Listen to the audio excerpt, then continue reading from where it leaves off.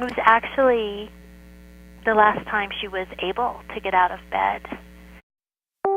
It's Channel Mom with Jenny Dean Schmitz. We're here for you. So we're with Stasi Eldredge. We're talking about becoming myself and the things that she's learned about how every woman desires to become this thing that she knows she'd rather be than where she's at right now. She wants to embrace who she was made to be. She wants to feel better about how she looks. She wants to parent better. She wants to be a better spouse. She wants to be a better single woman if she's single. She just wants to do it better. And Stasi brings you to this place of healing. And part of it has to do with our relationships with our mothers. So you admit that body image was very important to your family, so you were put on a diet when you were 8. So clearly you did not have a perfect relationship with your mom. Right.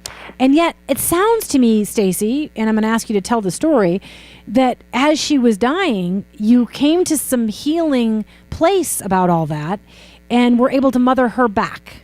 Yes, yeah. Now, growing up, and actually my whole life with my mother, I always felt like I was a disappointment to her. I was too much, or I was not enough, that we just missed each other. And about 4 months before her death, and she hadn't been diagnosed yet, I was compelled to speak with her and ask her for forgiveness for the ways that I made her feel like she was a disappointment to me. And it was a beautiful time of mutual forgiveness that paved the way for us to begin to really see each other as we were and offer love. And it was also kind of God, because that happened about a month before she was diagnosed with very progressed cancer, and she only had a little time left to live. In her final weeks of life, when she was on hospice, I had the honor of being with her and caring for her. As I got to see her a lot during those last 4 months. But one of my last nights with her, I got her all tucked into bed, all set, kissed her goodnight, sniffed while I kissed her because she smelled so good. And then I went to bed in the room right next door, and as soon as I lay down, I began to hear this shuffling sound. And it was my mom. She leaned up against the wall to give herself the strength and balance, and she had come into my bedroom because she wanted to tuck me into bed one last time and hover over me and kiss my cheek and tell me how much she loved me. She called me princess.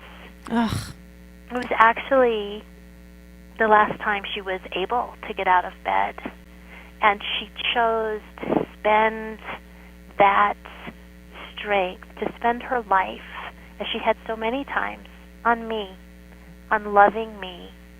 Yeah. And that's a gift I have forever. It is. Oh my gosh. I'm crying right now because it's just, that we forget as a society is the beauty of a mother's love, even if it's imperfect.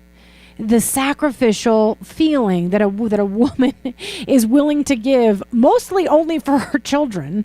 Oh, it's holy ground. It is sacred territory. It is. And that is why I do think mothers carry a special image of God, not better, but special, because that she would be dying, but be able to shuffle down that hall, bracing herself to stand up, just to come tuck her daughter into bed one last time. I mean, my goodness, when you told on the video, it made me cry, and it made me cry again. Thank you for sharing that story. I hope women who struggle with their mothers can get some hope out of that there is healing, yes? There is healing available. It may never be perfect, but it can be good.